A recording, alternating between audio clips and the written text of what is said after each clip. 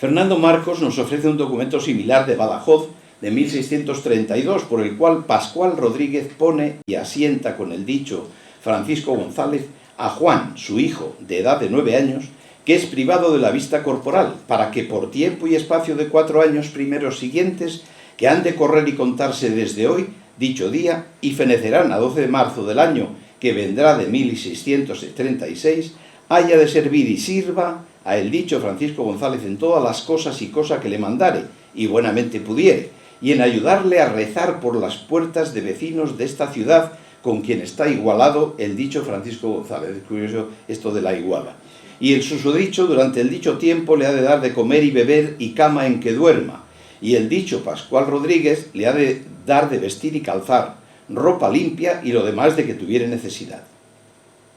Y el dicho Francisco González le ha de mostrar a rezar en el dicho tiempo de 4 años todas las oraciones que sabe, sin le encubrir ni ocultar ninguna de ellas, y también le mostrará el tono, forma y modo de rezar según y como él mejor se le entendiere, de modo que cuando cumpla el dicho tiempo pueda el dicho Juan ganar de comer por el dicho oficio como los demás rezadores. Como se ve, no es solo el repertorio lo que se entrega de una generación a otra de ciegos, rezadores o cantadores, sino un modo de interpretar y transmitir, de comunicar en suma. A ese patrimonio de textos y mímicas habrá que añadir un hecho más: la movilidad de los ciegos y su costumbre de acudir cíclicamente a ferias o mercados lejanos, haciendo rutas que a veces duraban una estación del año, lo cual influyó también decisivamente en ese trasvase y difusión de repertorio que sería difícil de comprender de otro modo. A la evolución lenta y natural de la tradición local habría que agregar este aluvión anual de la tradición transeúnte, que inundaba el medio rural con una bocanada de aire ciudadano. La influencia no queda ahí. El ciego tomaba buena nota de crímenes, desgracias, sucesos espeluznantes y tragedias del campo para llevarlos después a las calles y plazas de la urbe. Quien hable todavía de aislamiento cultural para aldeas y pueblos españoles en los pasados 4 siglos es que no conoce o no quiere conocer las rutas de arrieros, trajineros, buhoneros y cantores ambulantes hasta finales del siglo XIX y, en el caso de los ciegos, hasta bien entrado el siglo XX. Quienes busquen una explicación al hecho de que un personaje como Rodrigo Díaz, el Cid, haya despertado durante siglos el interés de generaciones y generaciones de lectores y oyentes, deberán recurrir a su distintivo de héroe. Cuando el Cantar se escribe, el Cid ya era famoso y los versos que componen el manuscrito de la Biblioteca Nacional de Madrid son en realidad las nuevas, o sea, las noticias que de él se dan para quienes deseen satisfacer su curiosidad sobre el personaje heroico.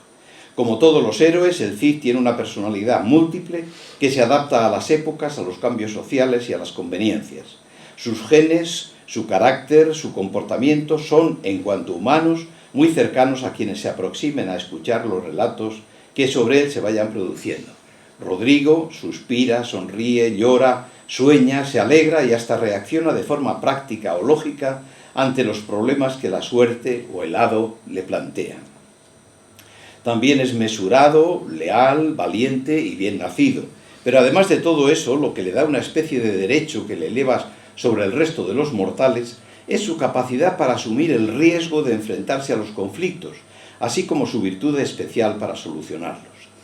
Parece casual que el manuscrito carezca de la primera página y comience con el episodio del extrañamiento del héroe de su tierra. Sin embargo, tal hecho es providencial y se compadece con la estructura de muchos relatos fantásticos cuyo primer argumento es la salida del protagonista de su hogar. Precisamente el éxito de los relatos impresos en pliegos es su fórmula abierta, que permite ensamblar nuevos hechos, añadir sin dificultad situaciones interesantes, sin afectar o alterar la personalidad de los héroes. Por el contrario, esas hazañas, esas circunstancias legendarias, vienen a refrendar la opinión que la sociedad tiene acerca de sus valores o a reforzar la admiración popular hacia su comportamiento. Se podría añadir que el ritual que el mito necesita para consolidarse consiste en leer o escuchar una y otra vez la historia del personaje heroico. Durante siglos, ese rito se alimentó del estudio y lectura de los textos cidianos, el Cantar y los romances, así como de la recitación e interpretación de los mismos bajo la férula tan exigente como poco conocida de las normas orales.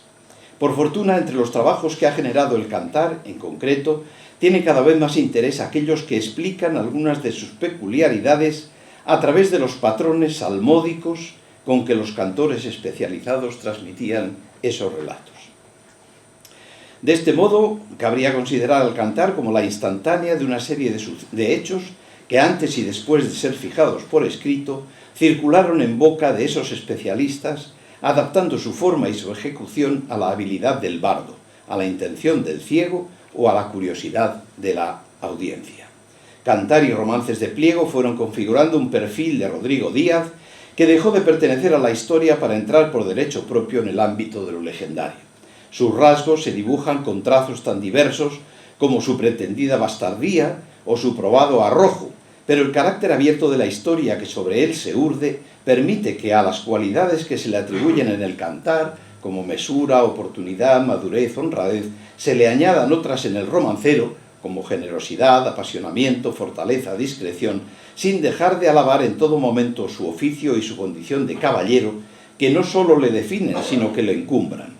Recordemos el episodio en que se le pretende insultar, alegando falsamente que suele encontrársele picando ruedas de molino y cobrando la maquila, o sea, trabajando, en vez de ejecutando el honroso menester de pelear. En cualquier caso, la conducta de Rodrigo es creíble, siquiera algunas de sus reacciones o de los personajes que le rodean solo se comprendan cabalmente a la luz de tradiciones pretéritas y responde finalmente al retrato que poetas, artistas y públicos han querido o han necesitado pintar de él y de héroes como él, como por ejemplo el caso de Bernardo del Carpio,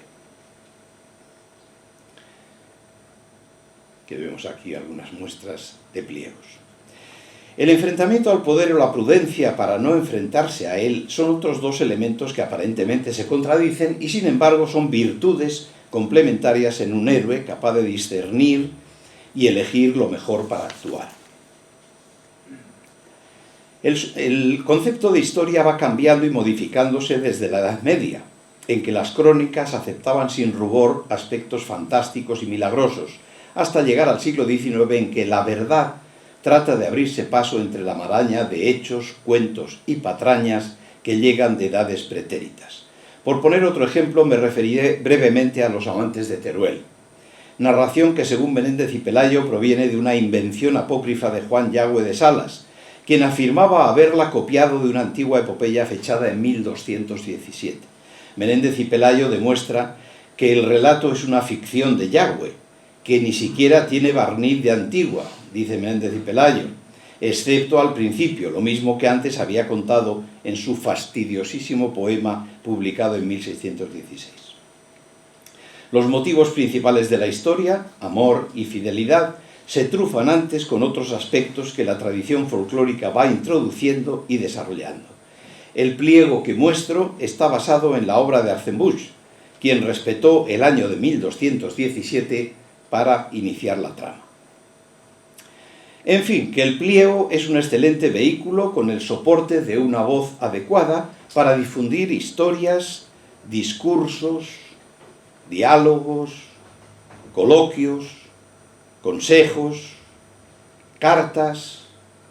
e ideologías circunstanciales o de ocasión, sean hechas en tono serio o jocoso. La sátira es un arma en manos de un poeta fértil o de un artista gráfico con ingenio. Véase si no esta estampa que se conserva en el Museo de Historia de Madrid con el tema de Napoleón y sus ambiciones.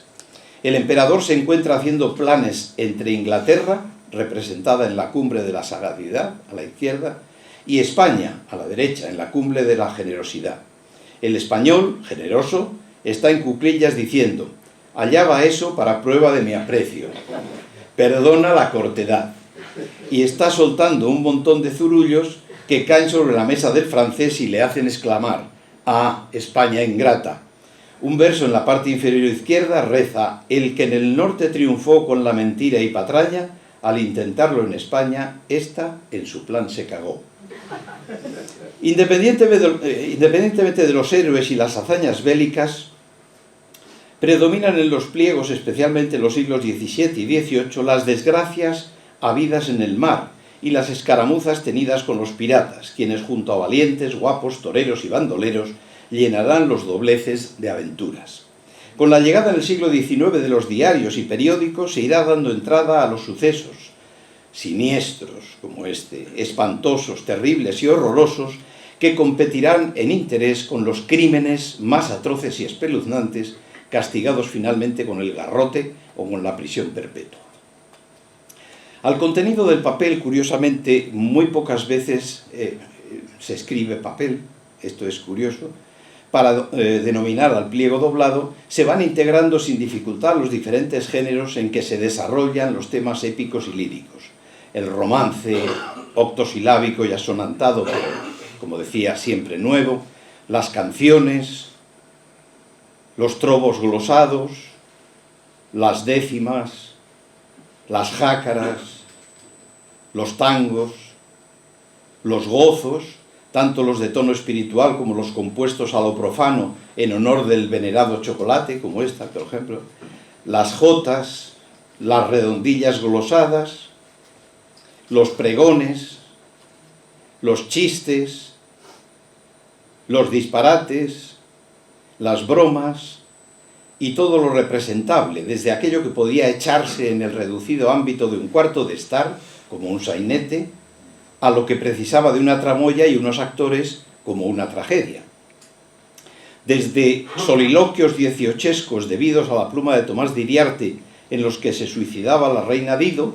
a tonadillas que podían ser de don Ramón de la Cruz o del mismo Iriarte, pero que se representaban sobre las tablas antes de dar paso al género chico. Pasillos, sátiras o entremeses animaban así de forma volandera a asistir a las representaciones para las que se imprimían pasquines, en los que se informaba fielmente de todo lo que un espectador ocasional podía contemplar y disfrutar. Son bien conocidas las quejas de los empresarios teatrales por la competencia que les hacían los ciegos al difundir por las esquinas las tonadillas más populares de obras que todavía estaban en cartel.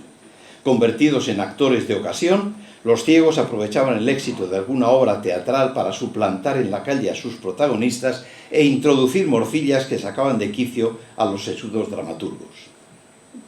La cultura llegaba a las clases populares, analfabetas en su mayoría por la escasa atención que se daba a los maestros en los pequeños municipios, a través de pliegos cantados o abecedarios recitados. Las, gracias a Dios olvidadas, amigas, escuelas de niñas en las que las propias maestras eran iletradas, parecían paliarse con cartillas, papeles doblados conteniendo, papeles doblados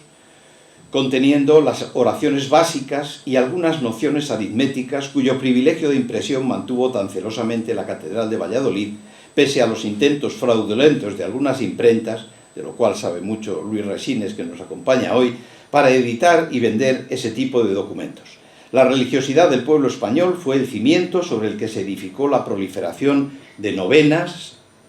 salves, himnos, milagros,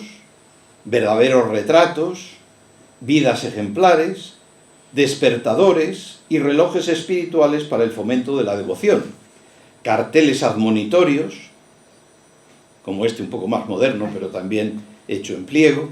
oraciones, estampitas de santos,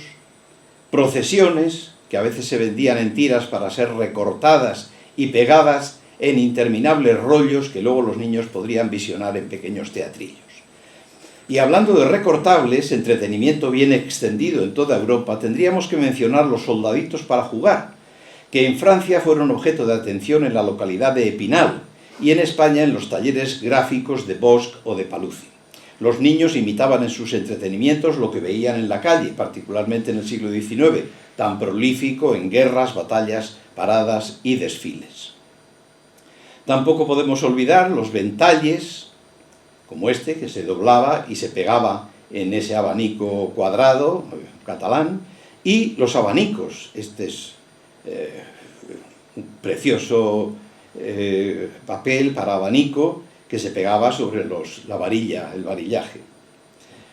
Las sombras, otro entretenimiento infantil vinculado a la linterna mágica, tenía incluso guiones preparados para acompañar pequeñas obras de teatro, como el de las Tentaciones de San Antonio, en cuyo pliego andaban revueltos santos y demonios, hasta que la curiosidad infantil los iba separando adecuadamente para que cumpliesen su papel en el pequeño sainete. Algunas de las primeras aucas, mallorquinas y valencianas, se dedicaron a los juegos de lotería, al estilo de los juegos de las suertes medievales italianos y españoles. Si uno compara las imágenes de los juegos de las suertes o de las loterías romanas y sicilianas con las figuras de las primeras loterías españolas, comprobará que ahí estaban el sol y la luna, el unicornio y el león, el ciervo y el jabalí, la palma y la sirena, el toro y el corazón atravesado. En algunos casos, curiosamente, también aparecían un mochuelo y una oca, símbolos de los juegos de tablero que se convertirían sin duda en los más populares del Renacimiento. Así como los juegos de adivinación estuvieron perseguidos por la Inquisición en España, los juegos de lotería públicos fueron sistemáticamente prohibidos por el Estado a partir del siglo XVIII, siglo en el que se inventa la lotería estatal como sistema para aminorar la deuda pública, y pasan esos juegos al ámbito doméstico, convirtiéndose en distracción de niños o de la familia. En un panorama tan extenso y peculiar como el que he venido describiendo, y que ya finalizo, donde cabía todo lo imaginable, también había espacio para lo futurible. Sabemos que a partir del siglo XVI se hacen numerosísimas impresiones de los libros llamados almanaques, lunarios o reportorios de los tiempos, en los que tras la reforma del calendario por Gregorio XIII en 1582, se ponían al día todos los conocimientos provechosos y útiles para el ser humano provenientes de diversas civilizaciones, las causas del tiempo y su medida, las fiestas y su cómputo, la historia y cosas notables sucedidas en el mundo y las señales de la atmósfera, cuya variación o alteración tenía influencia sobre los llamados días judiciales y principalmente sobre la aplicación exitosa de las medicinas. Así pues, los pronósticos y las profecías no podían estar ausentes de este mare magnum que ha convertido la charla de hoy en un curioso cajón desastre del que espero que salga un patrón digno de un terno ponible y no punible. Muchas gracias.